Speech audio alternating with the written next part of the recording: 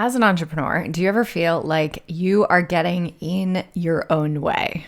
Do you feel like your brain is working against you to achieve the goals that you set out to achieve? If so, this episode is for you.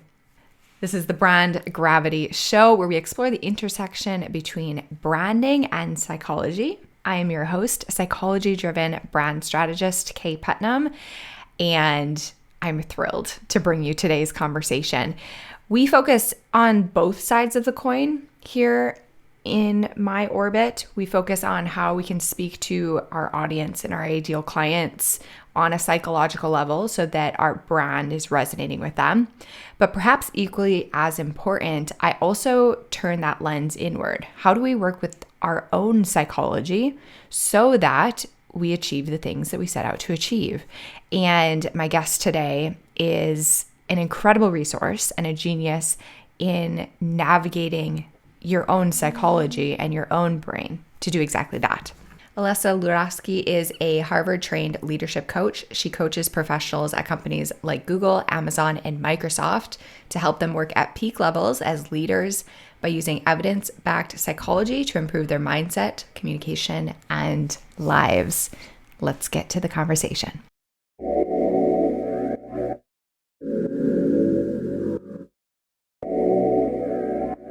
I'm going to pose a question right off the bat, and feel free to weave in some of your story as well. But why do high-performing people self-sabotage? So the reason that high-performing people self-sabotage is something that in psychology we term anticipatory anxiety. And if you think about it, anticipatory anxiety is basically it's that sensation where you want something so much that you squeeze too hard and you kind of destroy it. Yeah. So one way that I think a lot of people we can relate to this is, I know lately there's been this whole media blitz on the importance of sleep. But what's really interesting is that we've seen more of a rising in sleep problems than ever before. And actually, from the psychological perspective, we actually think that one of the reasons sleep problems are rising is because people have anticipatory anxiety for sleep. And so they know that sleep is so, so important. And if they don't get sleep, they're going to die young. They're going to get all of these horrible diseases. And they don't want that. So basically, they've become over-focused on sleep. They're trying to over-optimize. They're taking melatonin. They're dimming all the lights, which obviously is good, but it can create this anxiety where we overkill it. And then you're lying in your bed and you're thinking in your mind, oh my gosh, if I don't fall asleep right now, I'm going to get diabetes. And so you can relate, right? So I can relate as well. I've had these thoughts as well in my bed at night. And why we sleep, that book was really big. And I think with entrepreneurs, a similar thing happens where we have anticipatory anxiety. It's we want something so much. And we're so afraid that we're not going to get it, because that's the thing about entrepreneurship. It's essentially diving off a cliff and having no idea how you're going to land. I think it's very different from, say, working in a role in an organization where the path has very much been paved out. You kind of know what's coming. Entrepreneurs, you have no idea what's going to happen. And that idea is terrifying. And so I think we try to kind of compensate for it with that anticipatory anxiety, but then we overdo it. We overwork, we over communicate, we over everything. And then we kind of end up worse than where we started. Yes. It's if we were never anxious about the sleep, we would actually be sleeping better. Yeah. I love that example for that reason, because it's something that should happen so naturally. And a lot of what we do is very much in our zone of geniuses. It's things that we enjoy. We get into entrepreneurship for a reason, but I can so relate that we just overthink and over obsess, and it creates anxiety. We want it so much. Yes. Yeah. Oh my gosh. I feel like everybody listening is going to resonate super hard. So when we have this anxiety, this anticipatory anxiety, how do we start to loosen our grasp, or how do we start to let some of that over focus go? Or is that even possible? Yeah, I no, it is possible. It's very much an experiment. So I think a lot of times people think like, oh, I need an answer right now, but that's not really how things typically work. So if you consider yourself as almost like a social scientist of yourself, I think it's actually very difficult for people to envision that more work is not better. First, we need to assume that there isn't a direct causation between more work and more result, because we actually know that that's the case. Like there's actually like a bell curve of like diminishing returns in which we get into like burnout territory or we become less creative. And many entrepreneurs are playing the creativity game. They're not playing this like linear work output game. And so like, I think it's really important to step back and really question our assumptions first that have essentially been like instilled to us by society and our culture. And to consider like, what is actually the output I want? Like, what is the result I want? And are the behaviors that I'm doing getting me closer to that or getting me away from that? And then being extremely, extremely rational about it. Cause I think sometimes we get like emotionally attached to say something like overworking, because it's almost like a coping mechanism for like that like sensation of jumping off the cliff and not knowing where you're going to land. Yes. Yes. And sometimes it even ends up becoming part of our identity. We're like, I am an entrepreneur, therefore I am choosing these actions, and we're making kind of faulty assumptions or faulty links between those two things. What are some of the experiments that you've seen work well for either yourself or your clients in terms of looking at yourself as a social experiment? One very kind of obvious answer that is grounded in decades of research is exposing yourself to things that cause you anxiety. So typically when we're fearful of something, it makes us want to avoid that. But in the process of avoidance, we're basically teaching our brain this thing should be avoided because I am avoiding it. And so typically I have my clients work on exposure to things that make them anxious. So that might be something like, stating what they really think in a meeting, but gradually, right? Like not just like, dropping their computer on the floor and like doing the like, what is it? Like Office Space, that old movie. And yeah, so like, let's say like there's an entrepreneur that's kind of concerned about doing like a podcast like this or like putting themselves out there. Like a lot of individuals are extremely worried about this these days because, cancel culture and like, you don't know what you're going to say. And it's really like anxiety provoking for certain people. And so I think like knowing that really the only way forward to overcome that fear and anxiety is actually to expose yourself to it so you can teach your brain that it wasn't as dangerous as you thought. I am chuckling so much as we're talking because I've literally spent the whole morning avoiding recording videos because of the anticipatory anxiety of wanting to do a really good job. And that's another thing I work on with clients. I have several clients in an organization that requires a mass amount of writing, like as part of your role. Yeah. And a lot of these individuals were not like English majors or something, right? Like they're not used to this volume of writing and they're used to creating really great work like yourself. So what we do for them is we actually ask them to create B- proposals, B- reports. And honestly, like I think I made a video about this a few days ago. A lot of times, like I get the same block.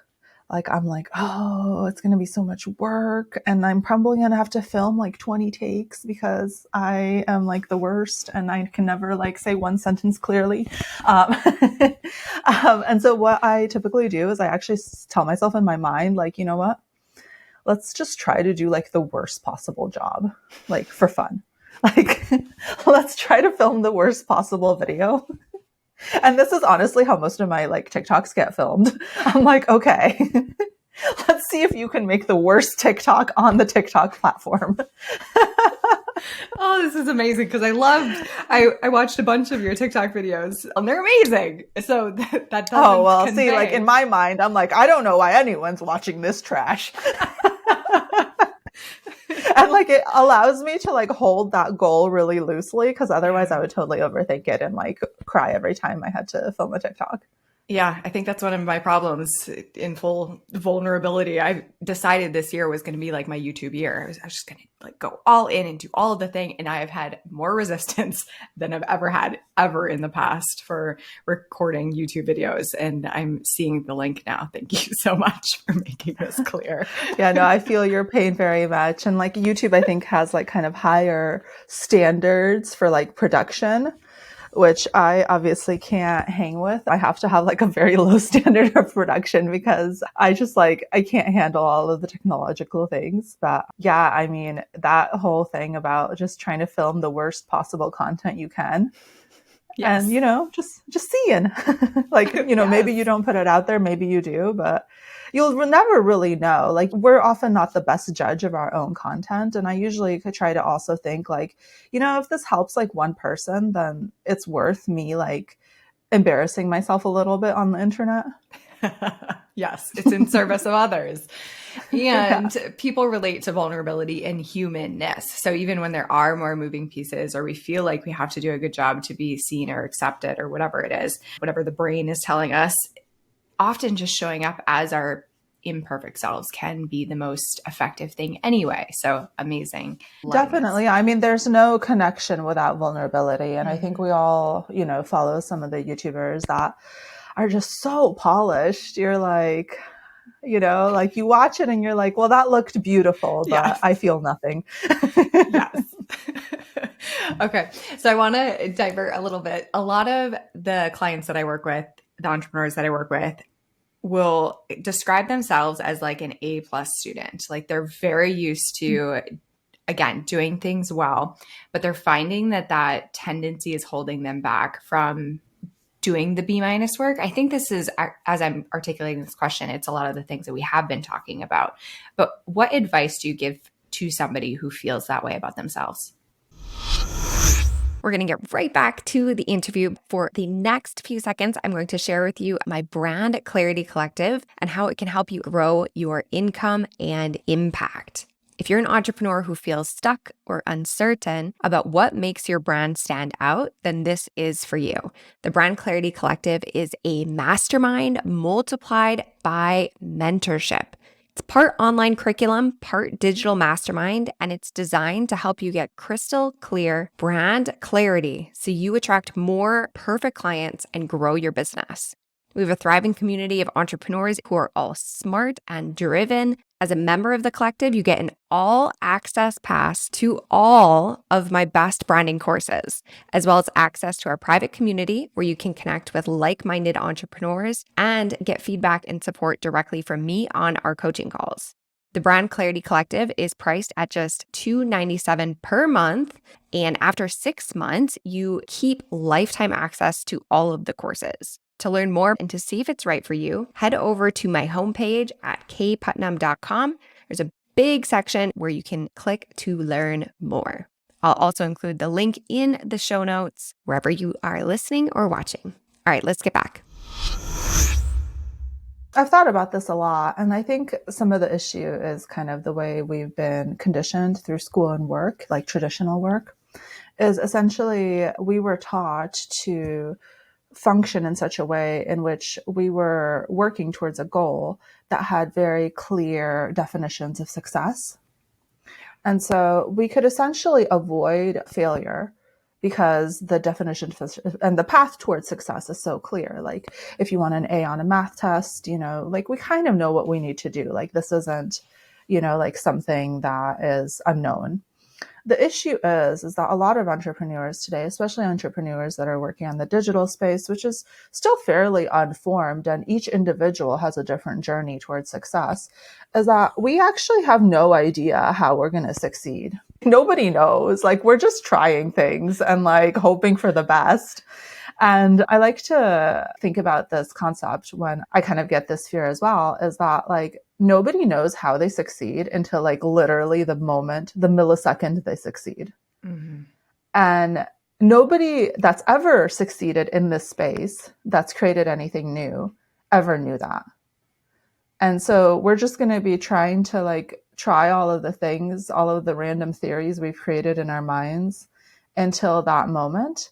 And that can be really difficult because, so there's like a whole neuroscience to this. Essentially, most people know that dopamine is kind of the neurotransmitter of motivation. Dopamine needs to be in our system for us to feel motivated. High dopamine leads to high motivation. Low dopamine, low motivation. It's actually not that associated with pleasure, but I think that's a misconception. But essentially, the way that dopamine functions is that perceived reward needs to be high in order to have a lot of dopamine. And then perceived effort needs to also be low. If you imagine like a little scale in your mind, like we put on a bunch of perceived reward, we make sure not to have a bunch of perceived effort on the other side. And so that's how we keep our motivation high. The issue is that entrepreneurship is like the perfect equation for low dopamine. Like we have no idea when we're getting a reward, if we're getting a reward, like, and we have no idea how much effort we're putting in. Like, is this going to take me, like 2 months? Is this going to take me like 20 years? We don't know. Like we have no idea. And that ability to override that like normal biological mechanism that's in everyone's brain of the perceived reward, like basically like believing that there's going to be a reward when you have like no indication otherwise. That's why entrepreneurs tend to be like slightly delusional, which is like a good thing. Like that's the only thing that keeps them going because they have to override that mechanism that's in all of our brains. And like, it wants us to stop. And those are the feelings and thoughts that we get that are like, oh, so-and-so did XYZ. And like, I haven't gotten that. So that means I probably should stop making this content or like whatever, like kind of story we make up in our minds. Oh my gosh. Yes. Yes. So much yes. So what do we do? Do we create our own rewards on this path? Do we refocus what we look at as a reward? How do we combat that? Yeah, so I try to focus a lot on actually the effort piece, but also I think the reward piece is a good one to focus on. So obviously like some people can like have that like amazing delusional mind where they're like, I believe in myself and like I'm gonna get it no matter what.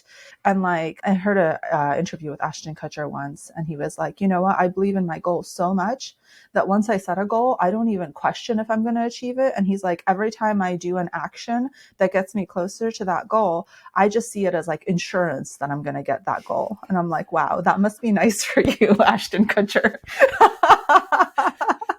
Must have worked at some point. That sounds great. Magical. Yeah. Like, how do I get some of that? Mm-hmm. So I like to actually focus, like, as you like can tell, on the effort piece, because as we kind of think that the more perfectionistic effort we need to engage in, obviously that's going to be more effortful behavior. Like that's going to be a heavier lift. And so if we can consider that we can, like, I mean, it's like kind of some of the usual things people say, like break it down into smaller steps. That's lower perceived effort, kind of what we were talking about, like just do a bad job. And that lowers your perceived effort. Also, like, I think it's really helpful to change the reward from an outcome reward to a process reward. And so this is something I do for individuals that are in the job search, because the job search is kind of like being an entrepreneur, where it's like you have no idea when the reward is going to come. Yeah. And you don't really know how much effort it's going to take. And that's why people get so like in their heads about it. And so typically I tell my clients, go out and get 20 rejections and then we can talk. Until you get those 20 rejections, there's nothing for us to do here. Like you have no data. Like you have no idea like what's happening here. And also like it helps them kind of overcome the perception that this is going to be some like crazy difficult thing that's never going to lead to any reward. We've had a lot of success in that, honestly. Like I have most clients come back to me and they're like, well, I didn't manage to get the 20 rejections. I actually ended up getting a job. And I'm like, well, good job being a failure. Yes. So yeah, like I think like those process oriented goals in which failure is the reward, like the goal. So it's completely within our control, is really helpful. So I think like the advice of like, like posting 100 pieces of content, blah, blah, blah. And then you kind of think about it. Yeah. Yeah. Yeah. One of the pieces of content that really caught my eye of yours was when you were talking about sustained motivation. I feel like this is a good segue, because if you don't know how long you're on this journey or how long it is going to be until you get that reward. You have to figure out how to sustain yourself. And I've been very guilty of having very cyclical like sprints and then just kind of like laying on the couch for a week. So how do we maintain that motivation? Yeah, I mean, I feel like a bit of a hypocrite talking about this, but because I've been on that journey as well, kind of like just figuring it out, because I have this desire that most of my clients have, where it's like you're really attached to this idea that you could potentially like be superhuman.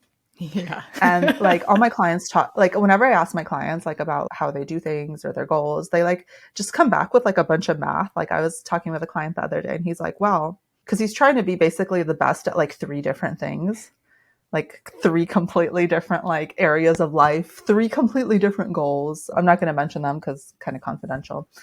And he like came back to me with a bunch of math. He's like, well, there are 24 hours in a day. I guess I need only like 6 hours for sleep. And then he's like, then if I minus those out, then each goal gets like this many hours. And I could probably like fit it all in. And he's like, I only need like 30 minutes to eat a day. And I'm like, what?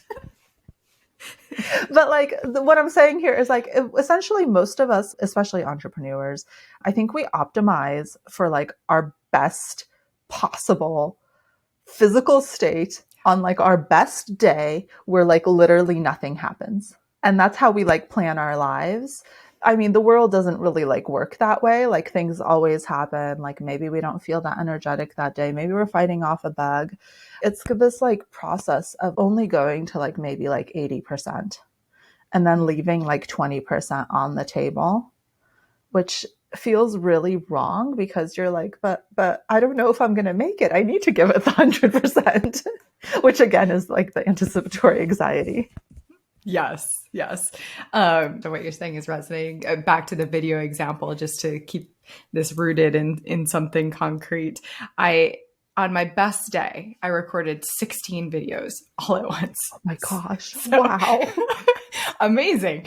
Amazing. Except now I have this like benchmark in my mind of like, well, I could do 16. So it's both giving me almost impossible bar to hit again. So it makes it, that perceived effort really high. Also, it's giving myself more permission to procrastinate because I'm like, well, if I just have one really good day, I'll have enough videos for forever, for a long time. And I'm seeing the mental fallacy in this as I'm saying. So you also talk about something called implementation intention. Can you tell me what that is? Yeah. So this is actually one of those areas of psychology that has good research because I don't know if people are aware of this, but like psychology has had this like whole research crisis where like a lot of studies weren't replicable. And like people were like, well, even that book, like Thinking Fast and Slow, a lot of that research was disproved. And so implementation intentions do have good research around them. And essentially it's like a really fancy way of saying if then statements. And so what we know is that to really improve motivation or to improve kind of sticking to something that you want to be doing, we want to actually think ahead of time of all of the possible ways that we might get distracted or we might start kind of coming up for excuses. So maybe it's something like, well, if I start thinking about how much work a YouTube video takes to film, I remember that I'm experimenting with making the worst video ever, something like that. Or like these often work well for people, that are trying to do like some type of behavior change, like a diet or exercise to, I want to eat something that maybe doesn't serve me well. I'm going to kind of review the list of foods that I know make me feel good, something like that. I'm good. And it's important to have those ahead of time. Yes. Yeah. I was just going to add on one more example. I have students in my Brand Clarity Collective doing a 30-day sprint right now where I have them focusing on baby steps, like just doing these 3 habits as often as possible. And I recommend the same thing. It's like, if you get to the end of the day and you haven't done the thing, like have some backups, have a bank of content that you could just like fire out and it's done and you can check it off. And it is maybe imperfect, but it's fine. And you've done it and you've accounted for life happening because life is going to happen in this process. And I love to hear that there's studies and all of that backing Yeah, that it's like up. I think a lot of people think that maybe if like they think about all of the ways that things could go wrong, like would actually make them less motivated or maybe like promote things going wrong in the universe or something like that. It's actually otherwise. We know that if we think of obstacles ahead of time and we have like a good answer for them, we typically are more likely to overcome the obstacle. Mm-hmm. Yeah, again, health and wellness is such an easy example for a lot of this stuff. But like, if you're planning on eating healthy, what are you going to do on vacation? What are you going to do when you go to Mhm. happy hour? If it's baked into your structure and your schedule, think through that in advance. Amazing. What's been your favorite? And of course, you can keep them anonymous or change details as needed. But what's been your favorite client transformation that you've witnessed? Oh, wow. Yeah, that's really hard. That's like asking me to choose my favorite child. I know. I have Or 3 kids. I'm like, I don't know. minus example. Okay. It doesn't have to be the best, Right. best. Yeah. Yeah. Yeah. No. Yeah. I think some of my favorite clients are the ones I've been working with for a long time. And I have a particular client that came to me almost kind of like where he's lost complete like hope in like the ability to make positive change. I think I would have categorized it like a low grade depression, Mm-hmm. but obviously like highly functional. So it's not really within necessarily the scope of therapy. And he's made so much progress. Like he's essentially attained all his goals because he's so open to the process. But in the beginning, he really had to fight it. Like sometimes when you're like kind of in a low pit, like mentally you have to claw yourself out. The amount of effort that takes, I think, should really be applauded Hmm. because these things aren't just, like a biological process or something like that. Like they're not always like something that just happens to you. Like a lot of these kind of pits that we get into, we do have the ability to crawl our way out. It just often takes so much effort, and I really admire the people that put in that effort because I know it takes so much work. It's like running a marathon in your mind and like not stopping. Goosebumps Yeah. as you're saying that. Yes. Everybody out there that's ever Mm-hmm. been in that state and worked their way out. That is amazing. What would you Yeah. encourage people to do with all the information that you shared here today? Yeah, I mean, I would encourage them to apply it. Like I was saying, like I think the best thing to do is to be your own social scientist. And so, like you might hear people like me talking about these things and you might try some of these as experiments, but also remember that oftentimes you know best. So, like I actually also really discourage people from like gaslighting themselves and be like, "Well, I heard some expert on like this podcast tell me to do this." But when I did it, I felt horrible. So, like, I just read some research yesterday where they did meditation interventions in a school. And I forget what the percentage was of children. It was something like 10% or something. 10% of the children actually ended up way worse than before the meditation intervention. And so like it's really good to remember that these things don't necessarily like work like magic. Every intervention has caveats, every person has individualities. And so I would say, take it with a grain of salt and remember to like not necessarily like believe everything you hear on the internet and trust kind of your own inner wisdom as well. Like if this makes you feel good, then do it. If it doesn't, and I mean like in the long term, because there's a lot of things that make us feel good in the short term Yes.